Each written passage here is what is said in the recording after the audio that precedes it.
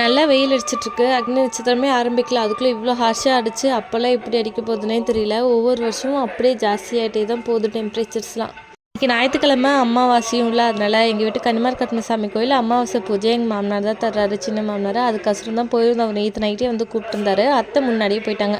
பாப்பா தூங்கினதுனால நான் எல்லாம் பொறுமையாக எடுத்து வச்சுட்டு கிளம்பிட்டு கரெக்டாக பூஜை டைமுக்கு தான் போயிருந்தோம். நாங்கள் போனோன்னையும் எல்லாம் எடுத்து ரெடியாக வச்சுருந்தாங்க. போயிட்டு அலங்கார பூஜை அபிஷேக பூஜை எல்லாம் பார்த்துட்டு லஞ்ச் அங்கேயே தான் சாப்பிட்டு வந்துட்டோம்.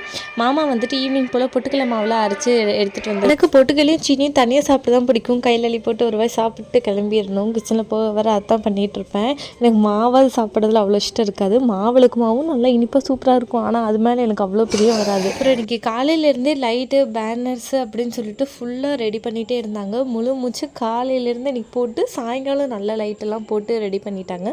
பார்க்கவே அவ்வளோ நல்லா இருக்கு. ஊரில் இருக்க எல்லா வீடுமே ஹாப்பினிங் ஆயிடுச்சு. எல்லாம் வெள்ளடிச்சு க்ளீன் பண்ணி சூப்பராக ரெடி பண்ணிகிட்டு இருந்தாங்க. பார்க்குறக்கே எனக்கு நல்லா இருந்துச்சு. எங்களுக்கும் பாப்பாவுக்கும் நல்லா டைம் பாஸ் ஆகிட்டு இருந்துச்சு. நல்லா 4 நாளைக்கு முன்னால் பாட்டு கேட்டு லைட்டு போட்டால் தான் நல்லா அப்படியே அந்த வைவ்லேயே இருக்க முடியும். உங்களுக்கு பொட்டுக்கடலை மாவு மாவுளுக்கு மாவெல்லாம் சாப்பிட பிடிக்குமா? எவ்வளோ தூரம் பிடிக்கும்னு கமெண்ட்டில் சொல்லுங்கள் கண்டிப்பாக.